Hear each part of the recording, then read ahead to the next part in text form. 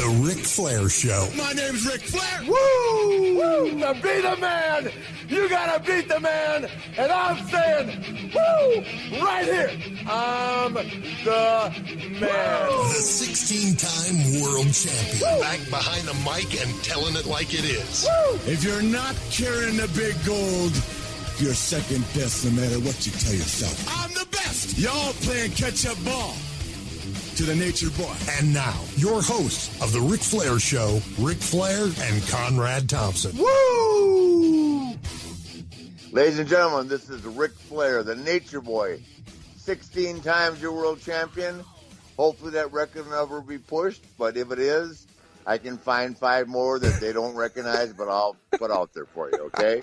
Along with my legendary co-host, the legend, not only in his own mind or my mind, but the legend of all time in the state of Alabama, the legendary Conrad Thompson. Conrad, how are you, young man? I'm good, dude. How are you?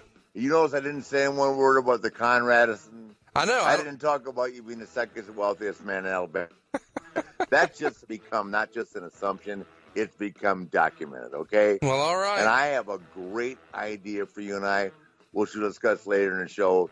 It'll just result in you putting like $150 million in a trust account, and then we'll challenge people on sports trivia. But we'll discuss that later. Anyway, how are you, young man? I'm great, man. I don't know that I like that idea, but I do like that we're back here for week 4. We've got with $300 million in your account. You can put $150 in trust. Okay, I mean, please. It's like going to the grocery store for you. Okay. Well, listen, here's the deal. I'm not sure where we're going with that because I'm not writing any checks. I am, in fact, though, really excited about checking off that we finally had Shawn Michaels on the show, man, and we get part 2. I know. And how cool was it on Raw Monday? They showed one of the greatest moments in WWE history is the match we're talking about this week. Yeah, exactly. Well, how cool could it be? I mean, as I've said before, Shawn, I hope you're listening to this podcast, the greatest professional wrestler of all time.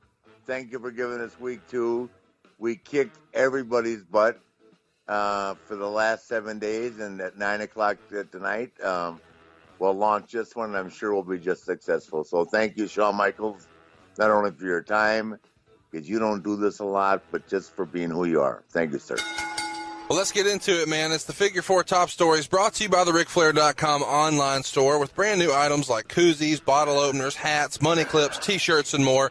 Be sure to check out RicFlair.com and click the online store at the top of the page. All right, Rick, here we go. The top 4 stories brought to you by RicFlair.com.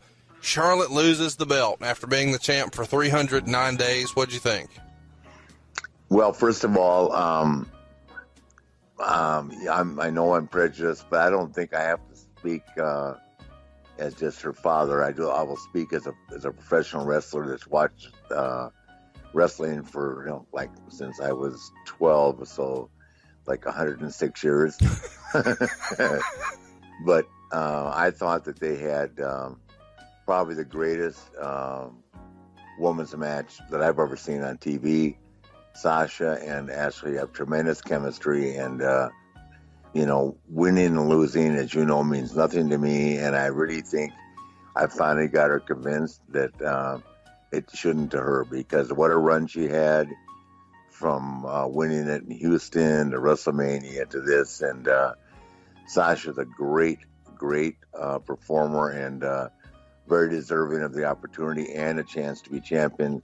So I'm extremely happy for both of them. And I think that Charlotte's in a great place and very happy with her performance. Of course, here's the first thing she said to me, and she probably said it to you because she confides in you. It could have been so much better. I mean, I go, geez, just calm down, okay? Take it. But the new format in the show is great. I enjoyed it, and I think that match, I'll be very surprised if it wasn't the highest rated segment on the show. It was long. They gave them the opportunity to really go out and show their athleticism and their endurance and how hard women work. And I think it was great for the product. I think it was great for the women's division. And I couldn't be prouder of her. I mean, what more? I mean, Jesus. It's only 4 years since she's been in the business this month. minus 8 months for, personal reasons. So she has just done fabulous. And I'm going to see her tonight. She's on her way to Atlanta right now. She and her sister Megan and my son David and his wife Robin are going to Guns N' Roses tonight. We're going to tailgate, and they're going to the Guns N' Roses, and I'm going to bed. I like it. Boy, have I gotten boring. Jesus, don't tell anybody that, okay? What do you hope's next for Charlotte? I think she's pointing towards SummerSlam. I think there's a rematch. That's what I'm hearing, and I think she just, I think she understands that it doesn't matter who wins or loses, because people look and say, "Oh my God," they don't. And winning and losing is really overrated. It's not in professional sports except ours, but I mean, like last night, SmackDown, Dolph Ziggler, man. I mean, finally got his due again. I mean, what a great match that was on SmackDown. Dolph won. Now he goes against Seth Rollins at SummerSlam, and that match has been long overdue for my friend Dolph. And by the way, it's his birthday. Happy birthday, Dolph! And by the way, happy birthday, Triple H, my brother, man. The Game, woo! The architect of NXT, the hardest working guy in the world, next to his father-in-law. The Game. Happy birthday, guys, both of you. Hey, so that was actually one of my topics I wanted to talk about. Dolph Ziggler finally getting a push. Do you think Dolph is going to benefit the most from the brand split? Well, I think last night, because that was really a good match at the end. I watched the entire show, and, Bray Wyatt coming back means so much to the product. John Cena looked great. And, of course, AJ Styles is off the hook. So, and I think it caught everybody off guard, which is really, I think, good for TV and good for the company. And, he's had the push before. But, sometimes you just get lost in a shuffle. There's a ton of talent there. And, of course, the return of Randy Orton was spectacular. Randy, when he's healthy, is the best performer in our business right now, unless Hunter's working. So I'm so happy for Randy to be back. And I think everything's great. I mean, God, the production is different. The whole outlook on it. And, from what I'm hearing today, everybody's saying that SmackDown was better than Raw. I'm not sure I agree with that. But it's the production values, everything is different. And I mean, it's a whole new deal. They've done a lot more. And I wouldn't be surprised if Vince hasn't split the writing crew up and pitted them against each other, because, it's not a game for him. He wants ratings, and he's competitive, and he pays these guys to come up the right stuff. I don't know that for a fact, but I bet that it's different guys writing both shows. You know what I mean? So he likes competition. He likes the people that can be competitive, and he wants them to be fresh and come up with a product. And I don't know the answer to that for sure, and I'm not quoting anybody, but I wouldn't be surprised if that's not what he's doing. Well, you're doing my heavy lifting for me today, Rick. One of the things I wanted to ask you about was the new era of Raw and SmackDown with the new production for both shows and new announcers. The kind of odd man out in that deal is Jerry Lawler. What do you think about Jerry being pushed out? Well, here's what I'm going to say. But Jerry's had a phenomenal run. He's phenomenal at what he does. But, it's kind of like, I wish I could be there every day. Our time comes. It's a time that when I was so lucky. Actually, I liked it when I got a break, but now I wish I was back, and it's just hard to walk away.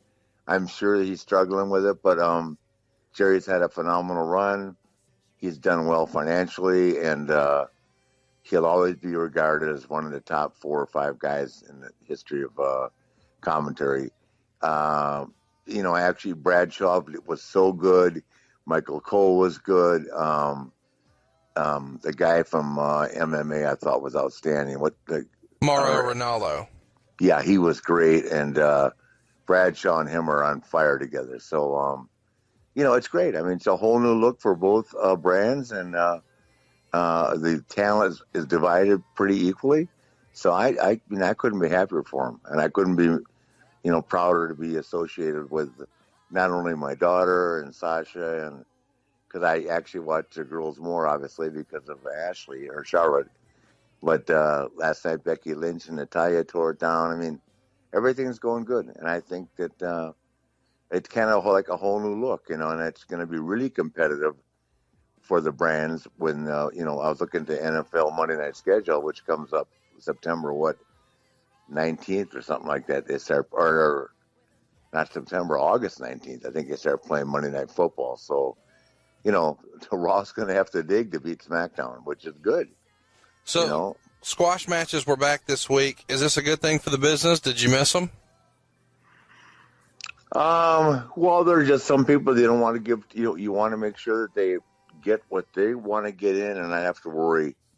I mean, that's not gonna be a regular deal. But sometimes it's like, hey, I need you to do me a favor, and please, and it's always in a respectful way, and just no resistance, just smile and say hi and take a check. Well, I think that's good once in a while. Finn Balor over Roman Reigns. The internet lost their mind, but every now and again you hear some whispers from old-timers who don't necessarily get Finn Balor and don't understand what makes him so special. We've never talked about him specifically, though. Where are you at on this? Is this a good thing that Roman's first match back on TV, he loses? Well, actually, he won that match before in the first seg, but I thought Roman should have won. But I know Finn Balor to say hi only. I'm a big fan of Roman Reigns. I don't know. I mean, I'll be honest with you. Finn Balor reminds me of the Dynamite Kid.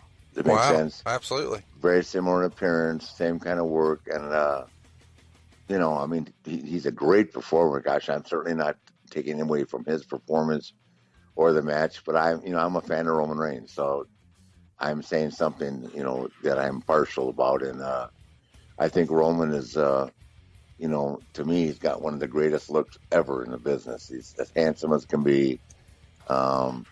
He speaks well. He's got his self-confidence back. He's been through some ups and downs, which we all go through in life.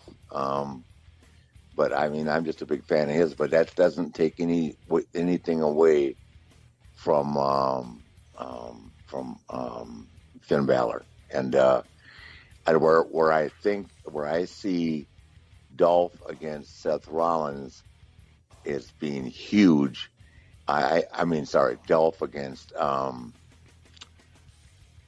Dean Ambrose. Dean Ambrose at SummerSlam. I see that as being a bigger match than I see Finn Balor against Seth Rollins. I just think Seth's got too much experience. And as like I said before about Randy, Seth Rollins is the second Randy Orton. He's that good. So if I'm looking at what's going to draw money and what I would pay to see, I would pay to see Dolph against Ambrose before I'd pay to see Finn Balor against Seth Rollins. So I think it's phenomenal. And I think Finn Balor is great too. I just think that you got a legitimate heavyweight in Seth Rollins, legitimate heavyweight in Roman Reigns, and I don't think we'll ever see the day, and I could be totally wrong, that a cruiserweight will ever main event a WrestleMania. And that's kind of what you have to look at, I think, in the total picture of the business. So you think you would consider Finn Balor a cruiserweight? Well, I mean, I would. He's of that size. I mean, if you look at the two of them side by side, it's he's got a great physique, gosh, but he's smaller. Yeah, I don't think he weighs 200 pounds. Right. I mean, if it's kind of like if you ask a boxing fan, everybody loved Floyd Mayweather, and God, there have been guys like Sugar Ray Robinson, but go down the list now. Who would you rather go see, Muhammad Ali and Joe Frazier, or the middleweight, or Sugar Ray Robinson and let me see, and who's De Niro? Who did De Niro play? Gosh, I can't think of his name, but the Raging Bull. Yeah. Yeah, I just think that they've had some great middleweights and great fighters in every division. Mayweather captured an audience because of his greatness that very few smaller guys have captured. And he's made the career of a lot of guys, but I really feel like when Tyson went down, the heavyweight division fell apart, and I don't see a heavyweight that's come along even relatively close to the notoriety of Ali or Mike Tyson. Have you? No. And the boxer we were thinking about is Jake LaMotta. Yeah, Jake LaMotta. I mean that was a special division, a special time. The Fulmer brothers, Gene Fulmer, Sugar Ray Robinson, Jake LaMotta. I mean, that division was loaded. Reuben Hurricane Carter, who everybody refused to fight, who they put in prison to get away from him. It's kind of like Sonny Liston. Nobody would fight Sonny Liston until Ali came along. We're still not sure who won that fight, but it certainly took Muhammad Ali places. So absolutely, it did. Yeah. So everybody was afraid of Sonny Liston. Jesus, you could beat Eddie Machen in 15 seconds. So there you go. Our last top story. And yes, I am a sports trivia nut. No, we learned that this morning. Call in if you want to, because Conrad's putting $150 oh my gosh in the account. We're taking calls if I can't answer your sport trivia question, because we went back and forth the ratings all week long with PTI. I know more about sports than Michael Wilbon and Tony Kornheiser do combined. So if I can't beat you, Conrad gives you 100. So we got 150 million in trust. I could lose for 6 years. You could lose for longer than 6 years, but we're not playing that game. Well, to give it some thought. Okay, I'll kick it around. We'll give you an answer next week. Let's get one more story in, and then we're out of here. Randy Orton returns and trash talks Brock Lesnar. The line, which I'm sure you saw or read about at Battleground, I saw it. No enhancement necessary was the line. Where are you at on that? Is this an okay dig to make, or? Well, you know what? Here's my take on that. I'm going to be at Raw next Monday in Atlanta. You'll be with me. And we'll see how it flies. Okay? I'm in. I like that answer. I have not reached out to Brock.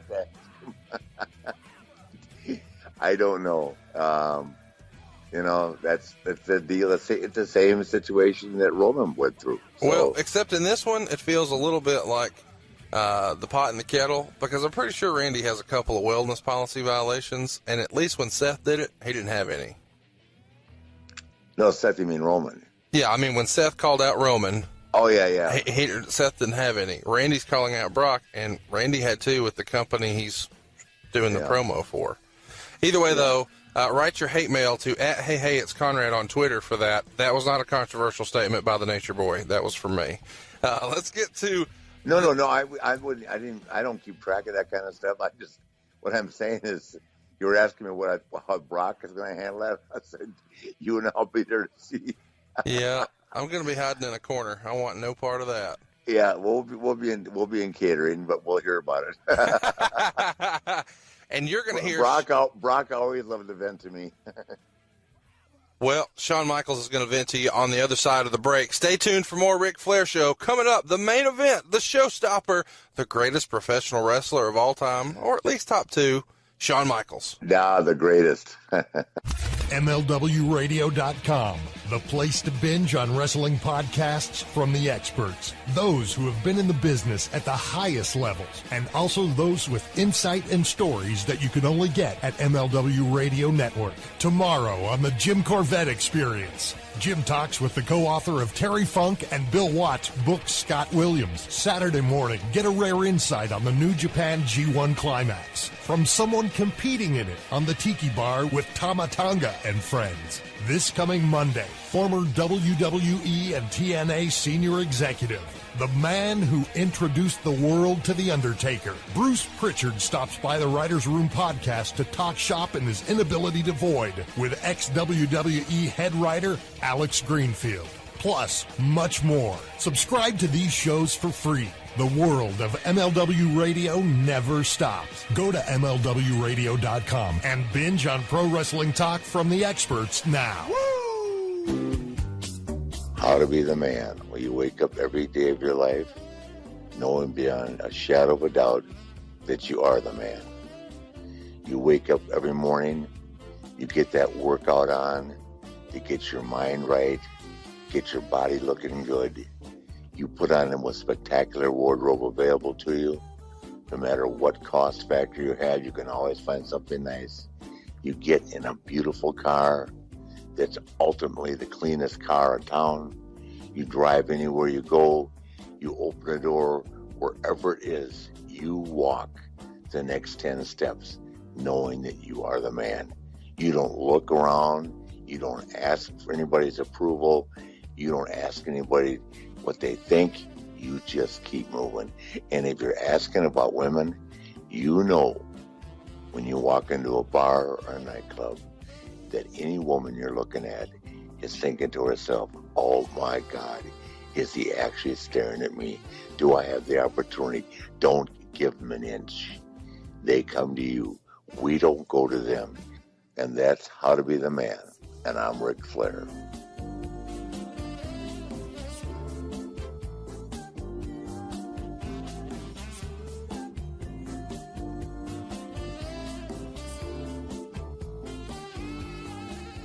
Wouldn't it be cool if you had your very own big gold belt? Well, now's your chance. We're giving away an autographed big gold belt. If you were to cruise over to the WWE shop, you would pay hundreds of dollars for this belt, but we're going to get it autographed by Ric Flair and to you for free. All you've got to do to be eligible is take a screenshot where you subscribe to The Ric Flair Show on iTunes and then tweet it out on social media using hashtag Ric Flair Show. Once again, screenshot where you have followed the show on iTunes and then tweet out that screenshot using hashtag Ric Flair Show. We're going to pick one winner on Wednesday, August 3rd, and we're going to get you your very own version of the big gold belt autographed by Ric Flair. Thanks for listening to The Ric Flair Show. If you enjoy the podcast, the way to support the show the best is two things. Please subscribe to the show on iTunes, if at all possible. If you don't have iTunes, get iTunes. Download it on your computer, subscribe. It helps. And while you're there, leave a 5-star review. That's what helps pay the bills. That's what makes this show free to you. If you enjoy the show, please subscribe on iTunes and leave a 5-star review. And if you tweet out a picture of it and use the hashtag Ric Flair Show, we're going to get you your chance at a big gold belt signed by the Nature Boy. Now let's get back to the Ric Flair Show. Woo! You're listening to the Ric Flair Show. I can't help it that I look good, smell good, can dance all night long. I can't help that I'm the greatest wrestler alive today. The Ric Flair Show. And now, more Ric Flair. All right, now it's time for the main event. We're going into part 2 of our Shawn Michaels interview. And if you remember from last week, we were knee-deep in a conversation about WrestleMania 24. It's the last Ric Flair match in the WWE. He's facing Shawn Michaels, and the emotion is very real. So we're going to go ahead and pick this conversation up, join it in progress. But first, we want to remind you that this main event portion of our show, the interview with Shawn Michaels, is brought to you by our friends at First Family Mortgage. Be sure to get yourself a quick quote right now and find out how much money you can save for free at 1fmc.com. You get to skip a couple of house payments, get rid of some credit card debt, and of course, get a better deal on your home loan at 1fmc.com. Let's join Shawn Michaels right now, part 2 on the Ric Flair Show. Yes, took on such a realism, that it was just, and it was hard not to get caught up in it. And of course, when I get, when that kind of stuff and that kind of emotion starts to, to happen, see, for me, I don't fight it. Because, to me, if you don't resist it, it helps it. The more you get into it, the more you, become part of it. Dude, it just works better. You know what I mean? Again, that's why to this day, there are a bunch of dudes who think they're big, bad, rough, and tough.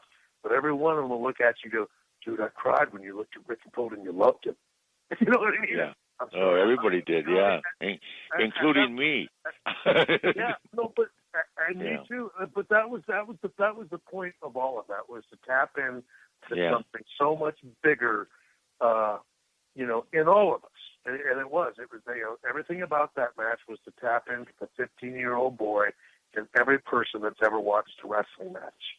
You know what I mean? And so, and again, that's something I feel like we did, and that's why that will always be one of my most, proudest, most memorable moments ever, because it's where, it was the culmination of everything that you loved about pro wrestling. manifested itself in a wrestling match at WrestleMania. If you think about it, I was 59 years old. Sometimes I look back and say I couldn't have possibly been 50. I was 59 years old in 2008, and but I was still in decent shape. I mean, I certainly had some cosmetic issues, but as far as working out, I was in good shape.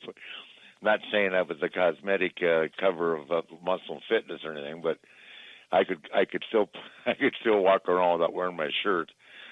So, yeah. And then to go out there in front of 78,000 people, and I've told this story 1,000 times, but I got to do it again. First of all, when we went around with Michael Hayes was our agent, and we went and talked and sat down and whatever. He started the first day we got there in Orlando. He said, "Listen, you're going to do something you've never done in your life. You're just going to keep your mouth shut and listen to this." He said to me. I mean, Conrad, he was serious. You just keep your mouth shut and listen to this. I put a lot of thought and time into this. I didn't fly over here from Texas to have you keep me shit. This is what we're doing, and this is it. And then I'm telling you, we're standing there in Gorilla, and he's jumping around, and I'm going, he goes, "Hey, listen. Remember what I told you? Just keep your mouth shut.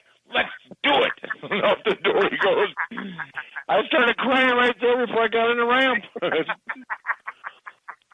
They got out of the on Tuesday.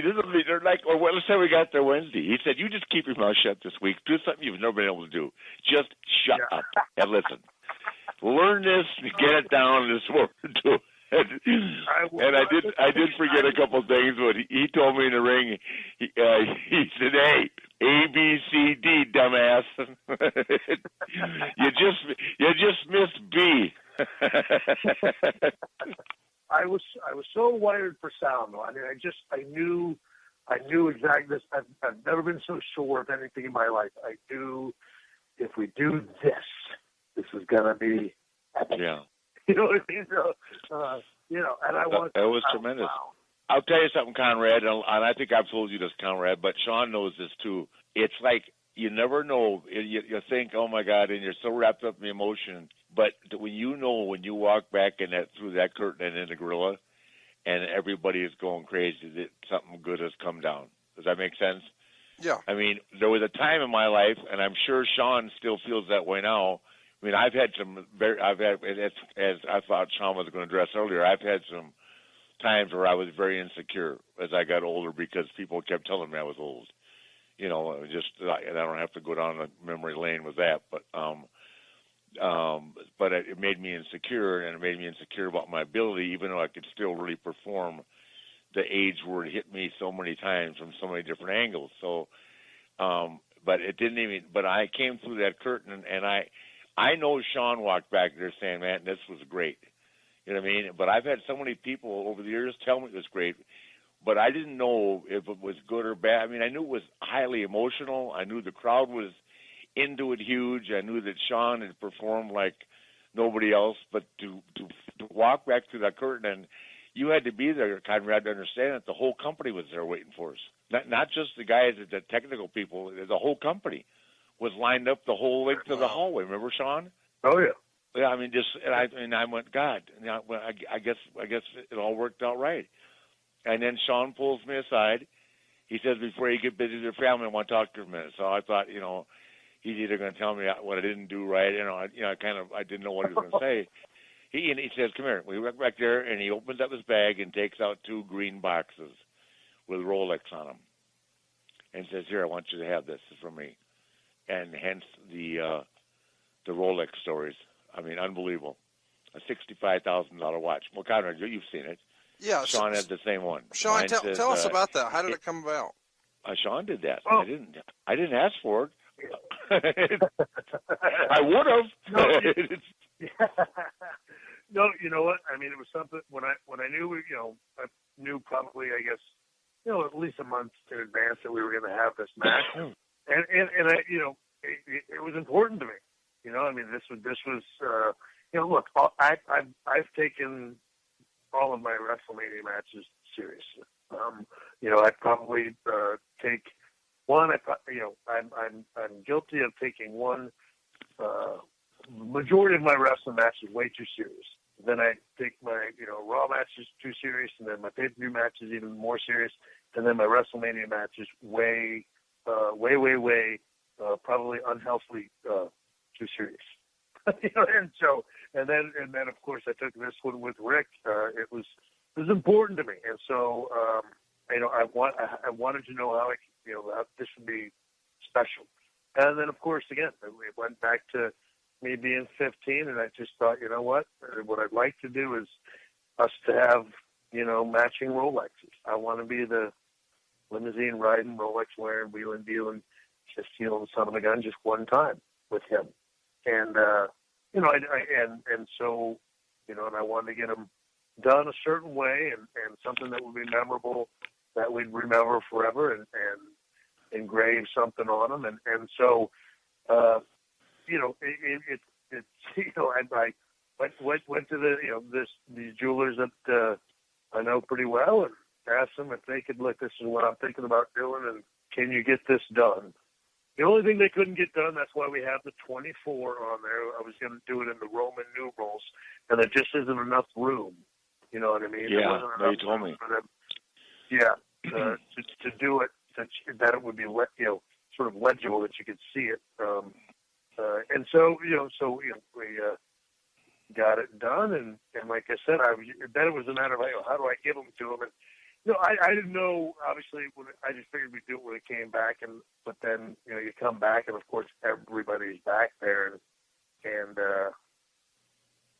again, it was an emotional night for him. I knew it was going to be a long night for him, and then so I need just 5 minutes of your time, and I wanted to, express to him what, not just the match meant to me, but what, he's meant to me, certainly professionally over the years, and then of course on top of that to have grown into having a real friendship, a real life friendship with this guy that you used to just sit there and watch on TV, and Conrad, my official role was the last 2 years there, right, with Shawn. No. You know what it was, right? No. Order room service 411. Making sure it was his room. Oh yeah, he'd go, Nate, room service. Yeah, what do you want? I'll take a double chicken Caesar, 2 shrimp cocktails, a plate. My job was to call the hotel because he was always on last if I wasn't with him.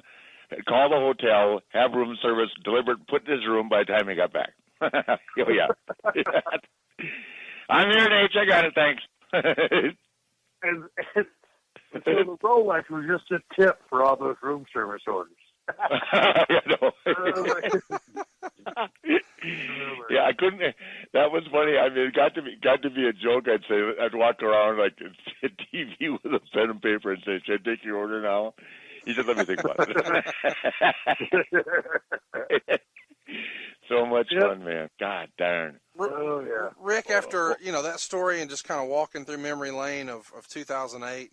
Do you regret wrestling again after that match? I mean, in a perfect world, would you have wrestled again? Yes, I do. There's a couple of things I regret. Number one was ever going to work for TNA, and not that's my own fault or mistake. It was just a lot of money to make very easily to wrestle 65 days a year, right? 65 days and make a lot of money. I mean, not WWE money, but really good money to do nothing. And I made a lot of friends. I liked Kurt Angle very much, and I liked Storm and Rude, and I liked AJ. And I mean, it was fun. But the problem is, I've said 100 times that after you work in a WWE, you just have to. It just can't be subpar in terms of the way they run the show. That makes sense. You just can't have 7. I mean, not that it doesn't happen, and it has happened. It happens now a lot, I think, because of confusion and like they're micromanaging now. I think more. I think that Vince delegates a little bit more authority now because he has Hunter, working a lot more and wrestling less. He has Michael Hayes and Arn and some good people, but still, Vince likes to see everything that's going on, and that's just the way it is. And there at TNA, you couldn't do nothing until Hulk and Bischoff and those guys got there, and if we started shooting at 6, it was easy. I mean, you shoot 2 hours in the summertime, and then an hour and a half, 2 hours at night, 7 to 9. It's all tape. but you're never quite sure what you're doing, and it just was so dysfunctional.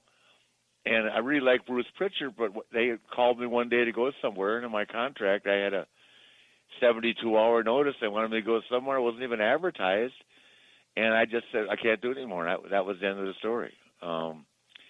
But I mean, everybody treated me great. I don't have any bad things to say about TNA or the people there at all. I couldn't. After you've been in the WWE, it's very hard to work anyplace else because you're always comparing. No matter how hard you try not to, you're comparing. And one of the things I'm so glad is that Sting finally got to see what the WWE is like. I mean, he went from WCW to TNA, and he was there a long, long time. But he finally got to come and hang around and see the guys, and got to meet everybody. And he was at house shows, not house shows, but at TVs and at pay-per-views, and he got to see the difference, which I think is something he'll remember. And I'm so happy he finally got to do that before he retired. It's just there's no experience like it. I mean,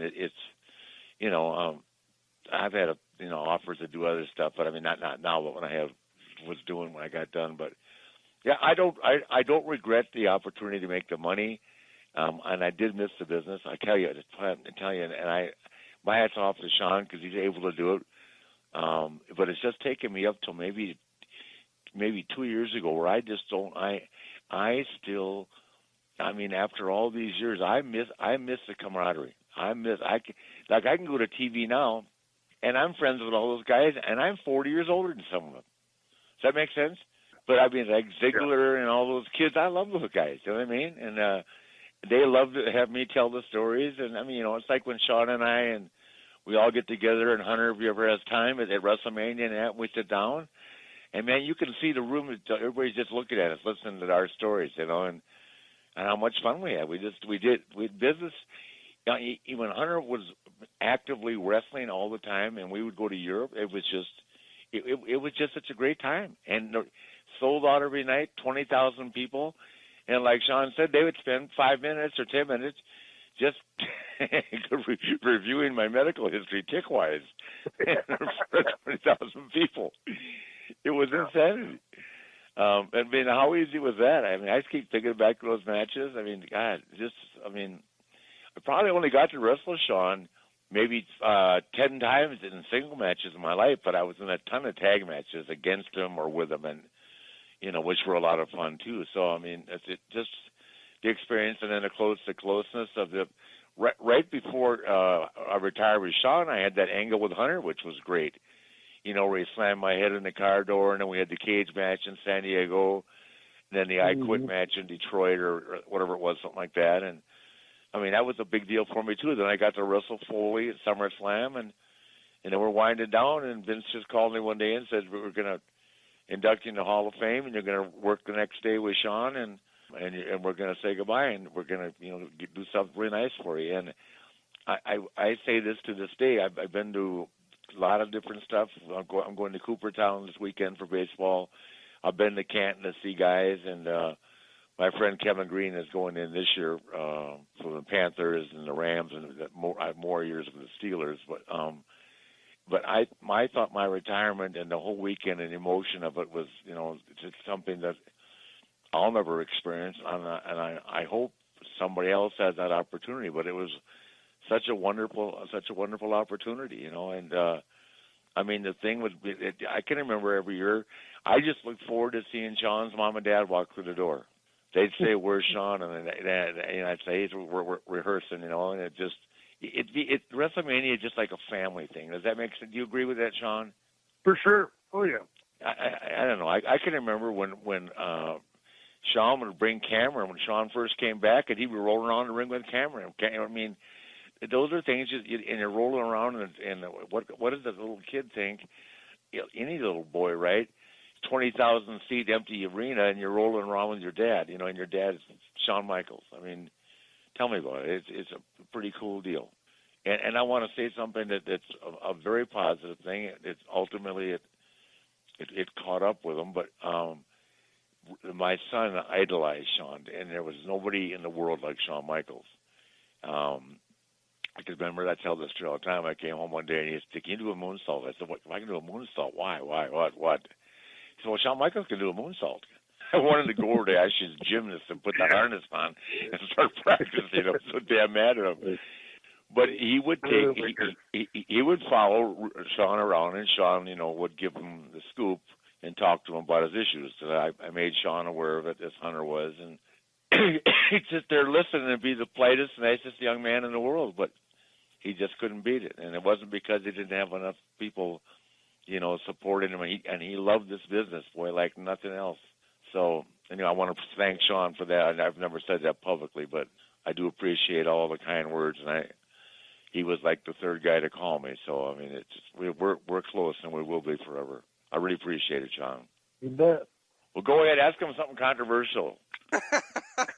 Well, listen, as close as you guys are, I think the obvious question, since, Shawn, you talked about growing up on WTBS, and then we talked about Sting being kind of the last WCW holdout to come over. You were kind of the guy who never went to WCW despite all your buddies going and Rick being there. Did any serious talks ever happen about you going to WCW, or was that just never an option? No, not really. Well, again, it's one of those things where I guess you talk about it, you fantasize, but really, legally and contractually, no. I could never go. And then even when and he's also very loyal to Vince. Yeah, it was just one of those things that you can in the theater of your mind you can fantasize about it, think about it, wonder what it'd be like.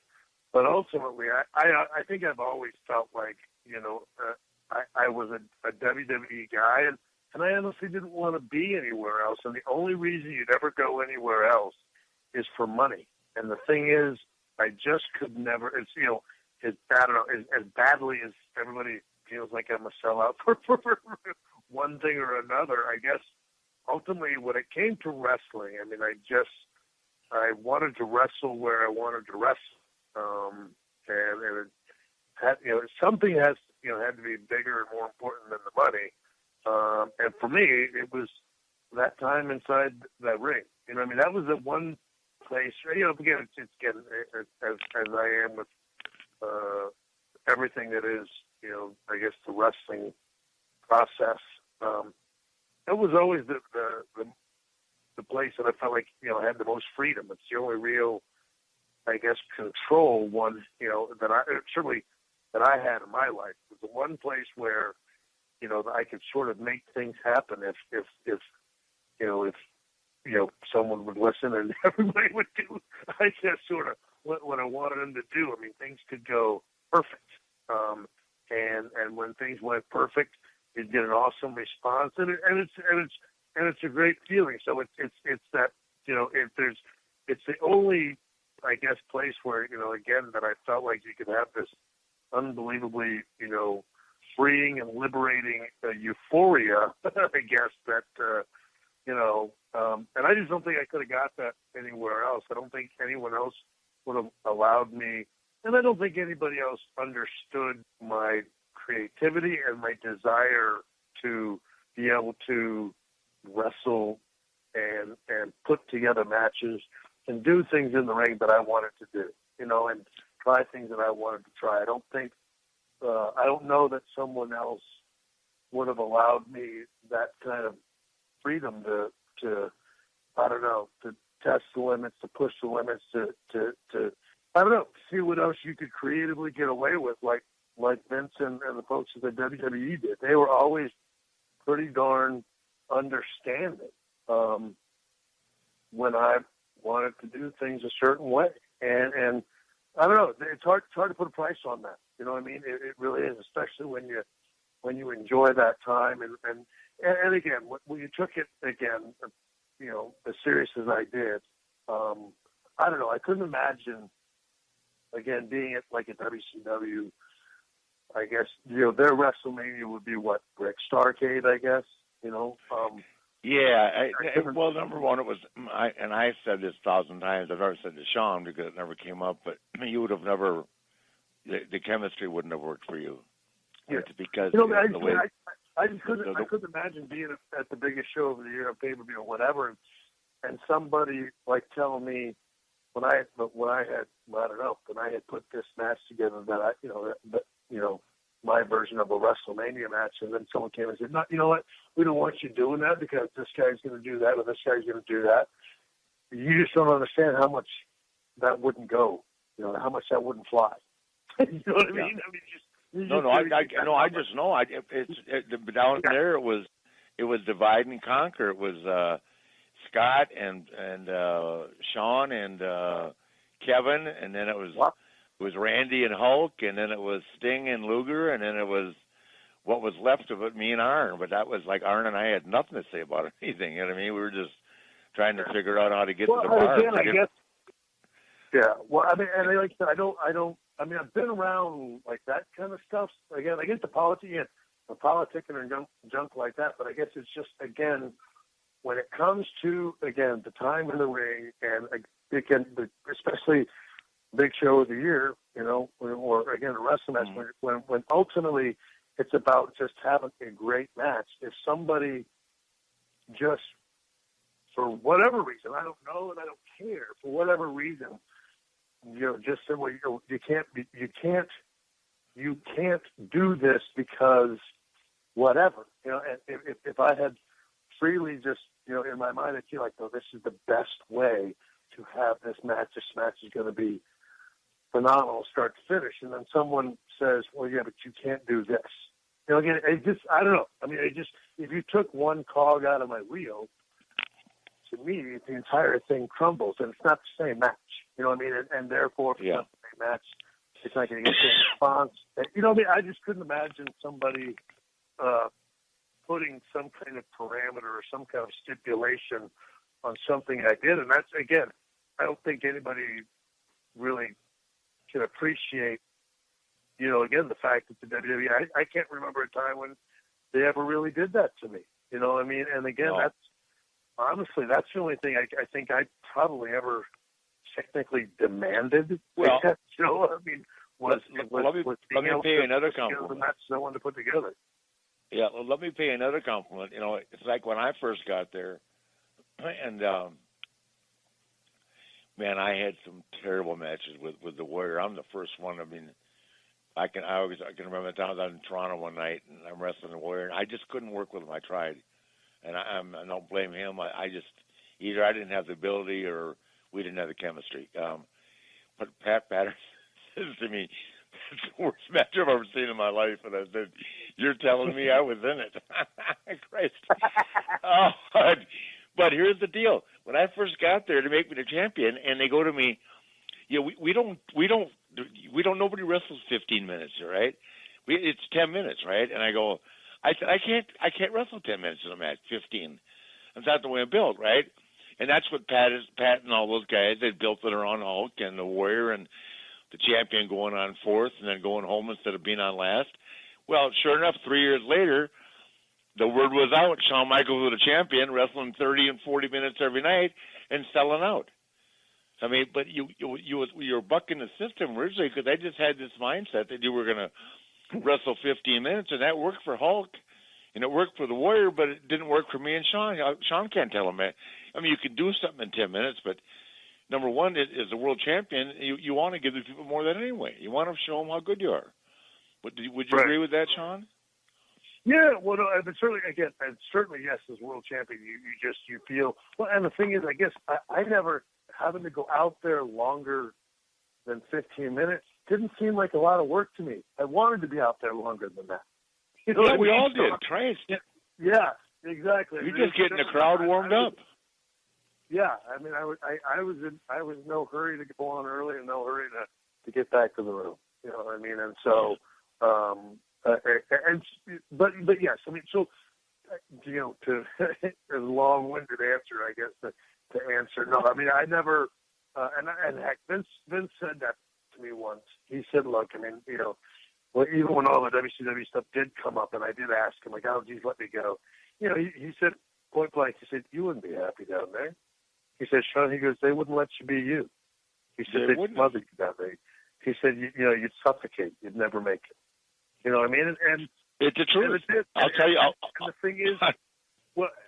And the thing is, but that was the day when I realized, again, he gets me. You know what I mean? And that's what people never. Again, there's been people have made up, and again, because it's easier to make up the more wild stories than to grasp the fact that the boss of the company knew what made me tick. What really made me happy was going in there and being in the ring and doing special stuff in there. And yes, even those years I was a big pain on the backside. Hey, he's a smart man. He's a businessman. It's like, hey, if we get him in the ring, though, you know what I mean? Yeah. So we just, let's just make sure we get into the ring. I got to tell another great Shawn Michaels story, because I tell people all the time now that Shawn Michaels would kill everybody in the dressing room. So, Conrad, you've seen where the guys sit and when the arena's empty out there, and we'd all sit out there, Army, Shawn, whoever, feet up on the table, but the announce table. While the people are putting together matches and that, right, Shawn? And I'd be dipping. Thanks, Shawn, by the way. I'm finally off it. But somebody walked up to Shawn. I can't remember what the agent was, and said, Umaga wants you with the super kick. And I said, okay. Shawn said, fuck no. Excuse my language. No. and that was it. No explanation needed. Just no. Now, you've got 8 matches with 10 super kicks in each match. Are you kidding me? I go to people. Shawn Michaels. I sit with Pat a lot because Pat, likes to talk and tell stories with me. I said, Pat, Shawn Michaels for guys as you're watching these matches. You can't. Shawn, you've seen it. There's 10 super kicks in some of these tag matches. Christ. Yeah, that's what I hear. That's what everybody. Yeah. Oh, you got to see it. So, Shawn, the WWE has done some crazy things over the course of your career, but I can't think of anything crazier than when Vince and Shane wrestled you and God. How did you feel about Vince beating God in that whole crazy situation? Yeah, well, I thought it was funny. It was so over the top and so silly. I don't know. It's funny. Years later, I can remember Hunter. I guess not years, but months and. A year later, I remember Hunter coming to me and goes, dude, he goes, we didn't think in a million years you would do that. And he goes, we really thought you'd be all hurt and uptight about it. I said, dude, what do I care? It's silly. It's one of the things, I guess, I've always got, back in the 90s, everybody took it as disrespect. Everybody felt like I didn't, and people even now feel like I don't respect the business enough. Look, the business is real, okay? And that's one of the things. I've always got that. I've got that from the day that I got into it. And so there's only a certain amount of it.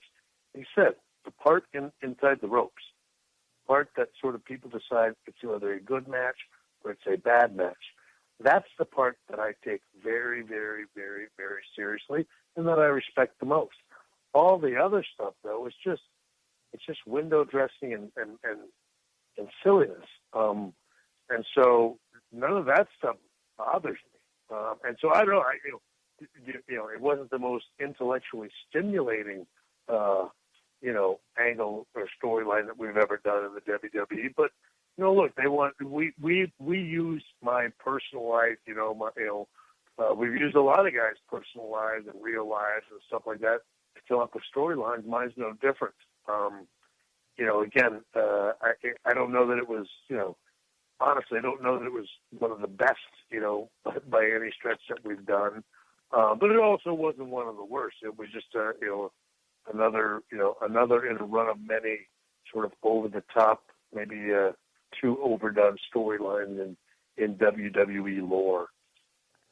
Yeah, and there's a lot of them, and believe me, I sit back and look at it now. It requires to compete in the television industry today with all the stuff going on out there. And I think and to do 3 hours of live TV, and it's a nightmare. I've actually been on location with the Lamotta. You know what? It's like a good actor with with I guess maybe not a bad script or not a great movie. Heck, you do your best. You're still thrilled to, exactly. Still, you know what I mean? Hey, I'm still in a Hollywood blockbuster. It just didn't do as good at the the box office as everybody hopes. But but I am still making movies for a living. So it's certainly I guess I might be a smidge bothered if my entire career was, one bad storyline after another. But the fact that, I'll be the first one to admit I did not homer every time at the plates. Well, talking about bad stories, I'd have, but you batted like 945 to 950. Yeah, well, I'll take. I feel like at least I've got got a Hall of Fame number. Listen, you're the greatest in-ring performer in the history of the business. The greatest wrestler of all time. The greatest out of the ring. That's the thing. Apparently, it's the in-ring thing that I don't get. Where else would I be wrestling? Now, this is the Shawn Michaels that I like. Why can't it be the greatest at everything, period? Well, no, not at everything. Just at the wrestling part, inside the ring. Yeah, yeah. Look, that's why I changed it to the greatest wrestler. Yeah, exactly. Forget inside the ring, okay? Yeah. Hey, listen, we have kept you forever, and I can't thank you enough from the bottom of my heart. I mean, there's so many, we could talk for hours, but from WrestleMania to you being so thoughtful about my son, to my Rolex, which I wear everywhere, and I tell this story a lot. I've told Shawn this. After WrestleMania, I got on the plane to fly home, and the guy said, "Are you a Jeff Gordon fan?" I said, "What are you talking about?" He said, "Number 24 on your watch." You should have heard that promo. Apparently you weren't in Orlando over the weekend, buddy. Oh my goodness. Oh yeah, are you a Jeff Gordon fan? Oh yeah. Hello. I was still. Well, listen, I got to get you on another time because I want you to tell the Naitching story sometime, and I want you to tell the story about buying the Rolex, beating Bret Hart to the punch in Israel. Oh my goodness! Yeah, for the gold Rolex.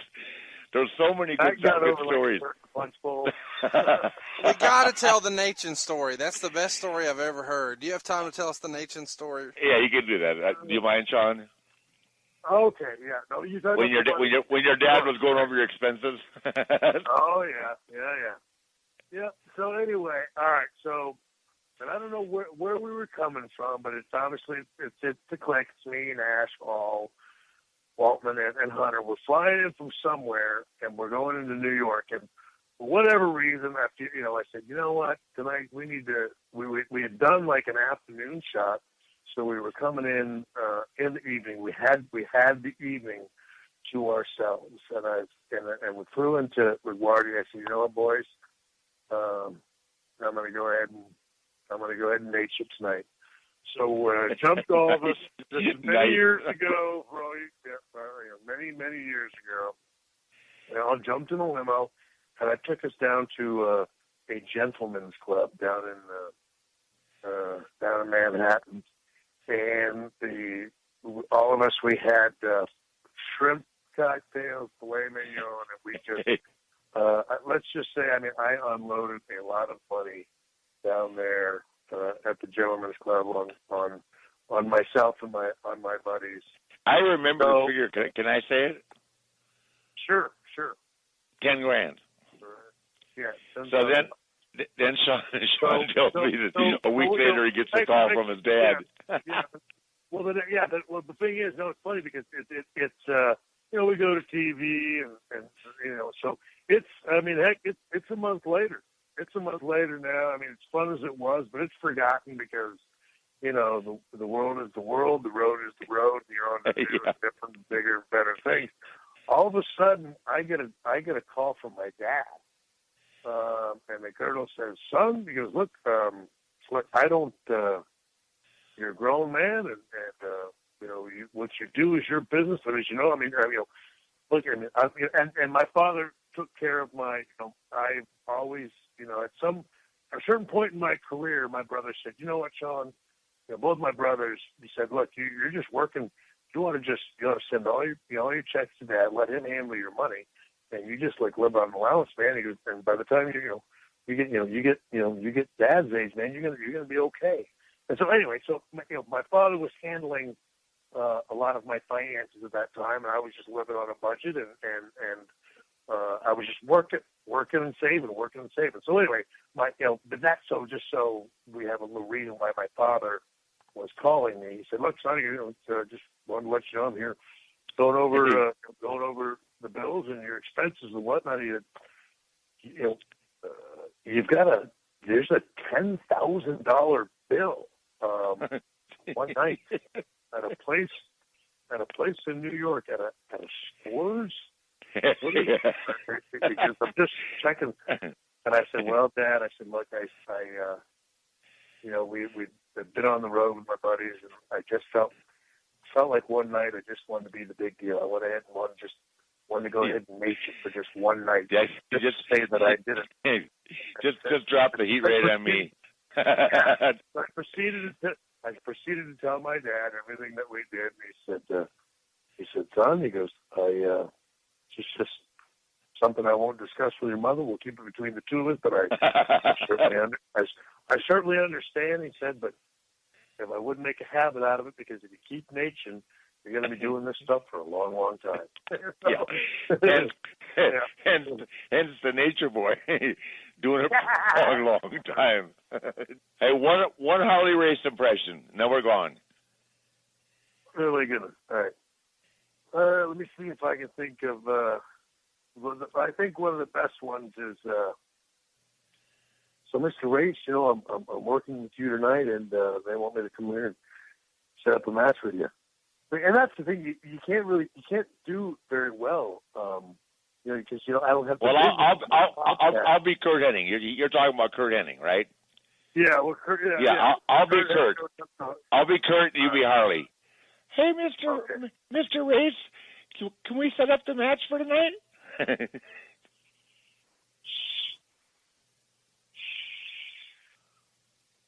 What's your finish? Dropkick off the top rope.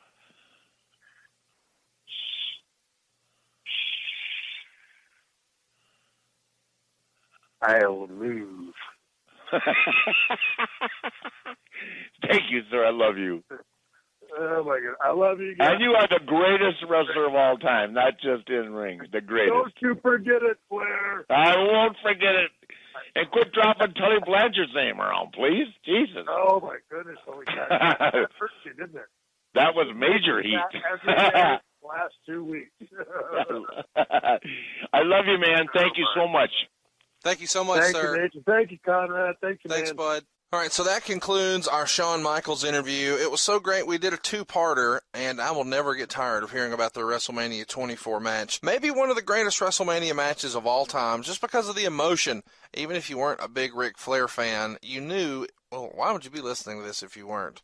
Either way, even if you weren't a Ric Flair fan, you knew that emotion was real, and that's really what makes wrestling awesome. When those lines get blurred between storyline and reality, that's what I can really sink my teeth into, and I appreciate Shawn Michaels joining us today and talking about that match in such great detail. We barely scratched the surface with Shawn. I'm sure we'll have him back again soon, but you need to stay tuned, because on the other side of this break, we've got This Week in History, where we talk about the American Dream Dusty Rhodes and his final world title run. We've got a great question for this week's Ask Naitch, and another hilarious voicemail. Don't you go anywhere. More Ric Flair Show coming up. Goodness gracious, great balls of fire. Woo! The Ric Flair Show.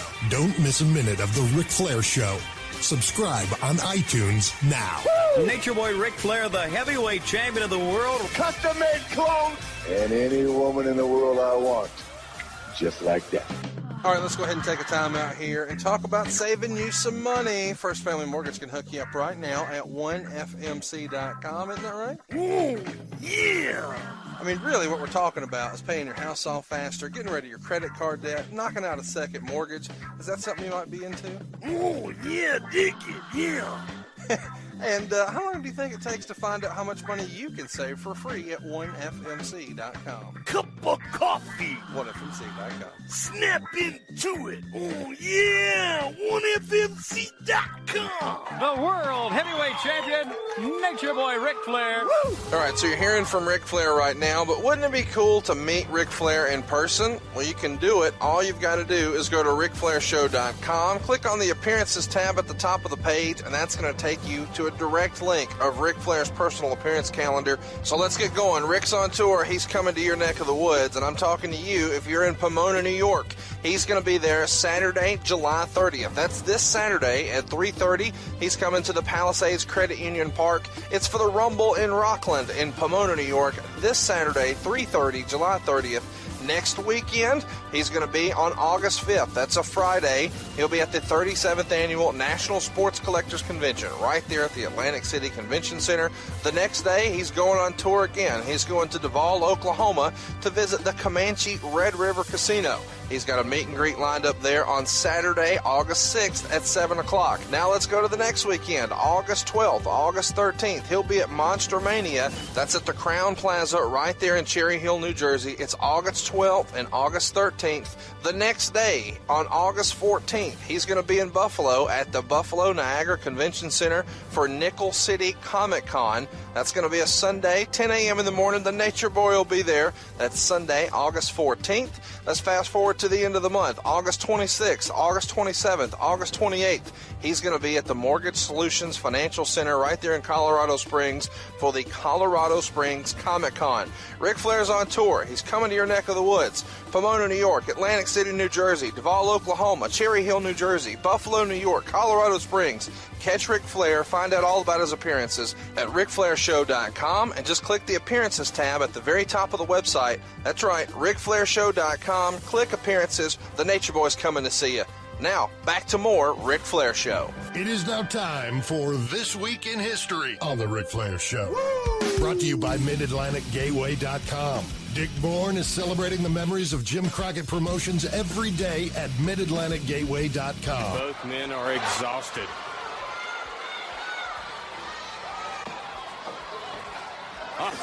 Small package. Has Ric Flair. He did it. Dusty did it. Dusty Rhodes has just won the match. Dusty Rhodes, the new world heavyweight champion. Ladies and gentlemen, the winner and new world heavyweight champion, the American Dream, Dusty Rhodes. Tony, he did it. All right, Ric's in a great mood, and we're having a good time talking about the Great American Bash 1986. It was in Greensboro, North Carolina. That's why when we were breaking, I was talking about Conrad's personal love life. He's a man for all seasons, girls. Oh, my gosh. Love you. He's got a credit card for every one of you, too. All right, 30 years ago, you lost the NWA. Feel free to call in, and if you play your cards right, remember, none of you could be first, but any one of you could be next. Right, T-Man? You know, in all the years we've been friends, you've never broke that line out until right now. Thank you for that. I appreciate that. Yeah, in the life of Conrad Thompson, I'm spoken for now and trying.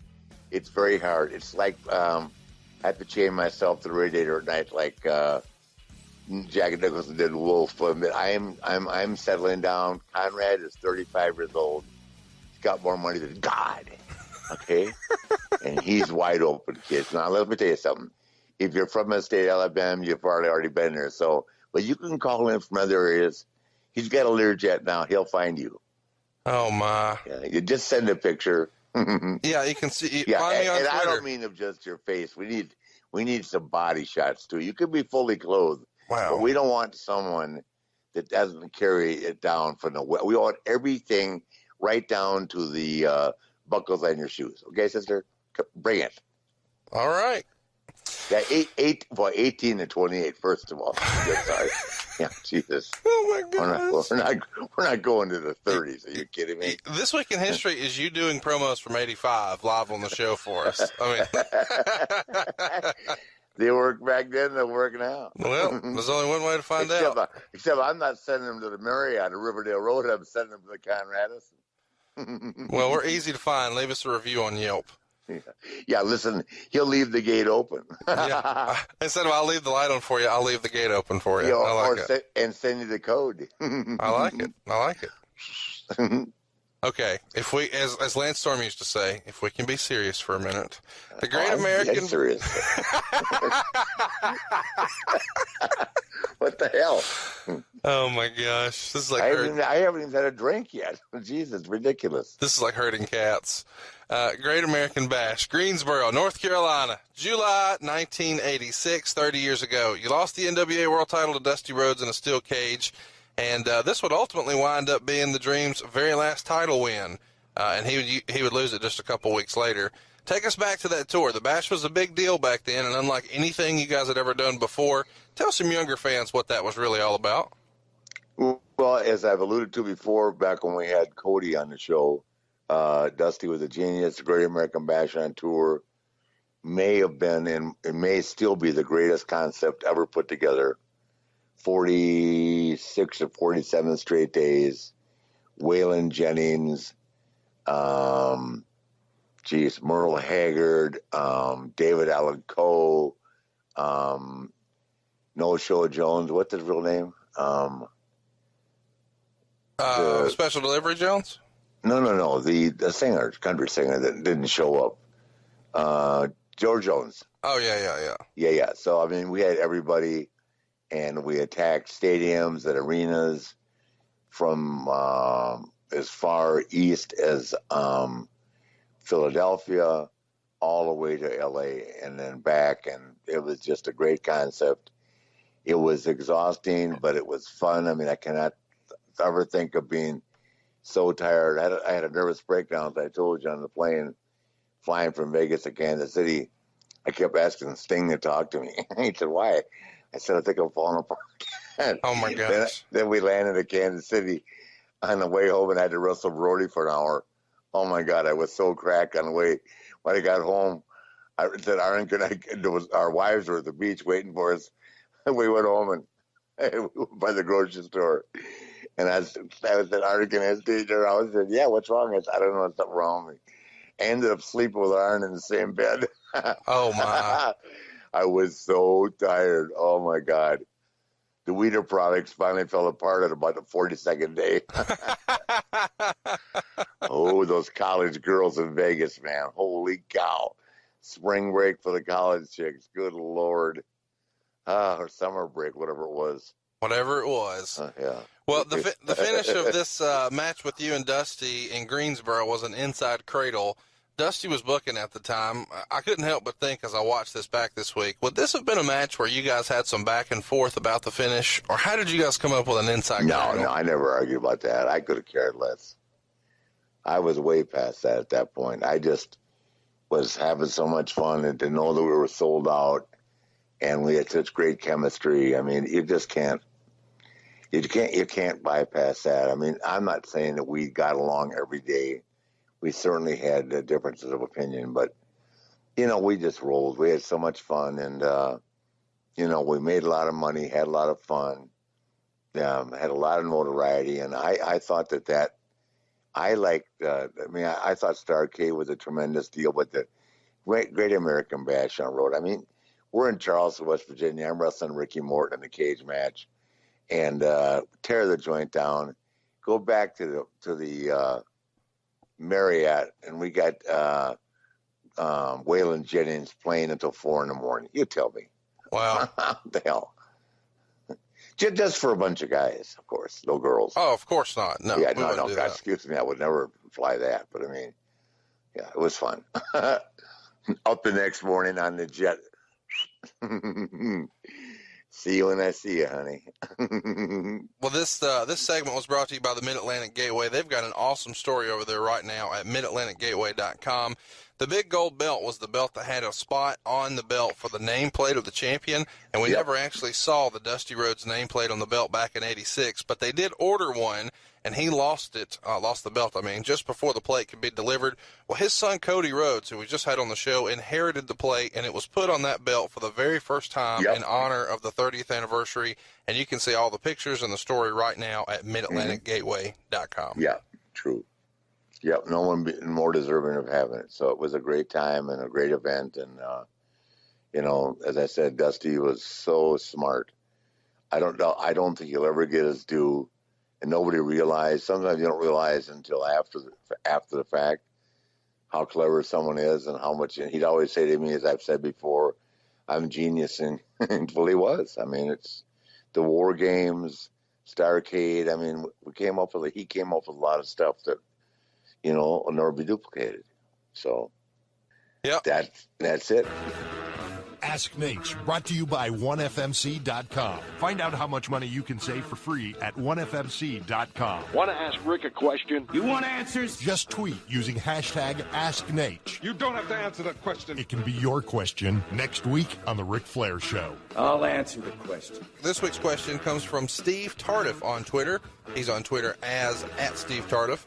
He says, hashtag AskNaitch. Hi, Rick. I want to know why you never threw a drop kick at your opponents. Almost everyone used that move but you. The answer being I couldn't jump high enough to throw a drop kick. If I ran across the ring, I could get high enough to hit someone in the chest, but just standing flat-footed, I could never do that. I mean, I was really good at a lot of things. Drop kicking wouldn't be one of them. Okay, can't lie about it. Pulled the knee pads over my calves because they were skinny. I mean, there we go. I only had a few flaws, but I'll recognize them when asked.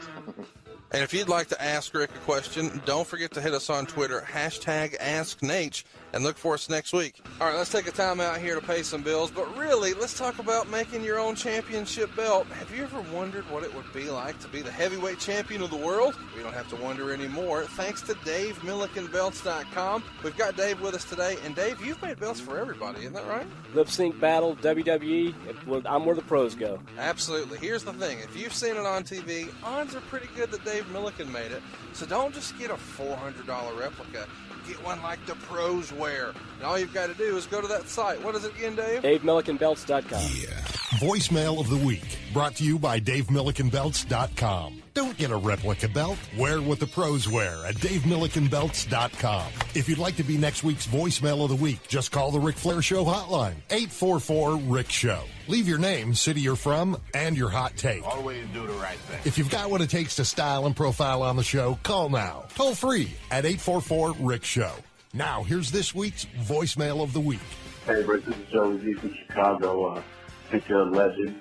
I think you're one of the funniest human beings on planet Earth ever. I want to know what inspired you to when you used to strip your clothes off when you get all fired up. That's one of the greatest things anybody's ever done on television. You're my hero. Thank you, sir. Well, all right, Rick, what's the deal? Why did you take off your clothes in all your promos? Well, I refused at that point in time in my career when I was a little bit older to be out-entertained. Does that make sense? Yeah, as I've acknowledged, as my skills declined, my interview skills never declined, and I just found ways of making myself different from everybody else, and clearly that was, it was popular. I can hear Mean Gene now. Oh my God, not the laundry again. It's amazing. Yeah, we had so much fun, and it actually was, it got great reviews. And it's funny, I didn't think about it. I'd go to the arena and I'd think, what could they do different? And then I'd come up with something, I do that, but the 5 or 6 or 8 times I did it, I remember Bobby Heenan when I did it in Baltimore and handcuffed myself to the rope. And Bob came back, and for Bobby Heenan to say this, who had seen it all, that's the greatest interview I've ever seen in my life. I was sold. That's amazing. Yeah. So anyway, I had a lot of fun with it. Didn't offend anybody. It was not cost effective as usual, losing my shoes and my clothes, but oh God! One time I threw my Rolex into the audience. They didn't find it for an hour. They had to check everybody in the first 2 rows, but I got it back. But you didn't go fishing for your Ferragamos or Gucci loafers or whatever you were wearing?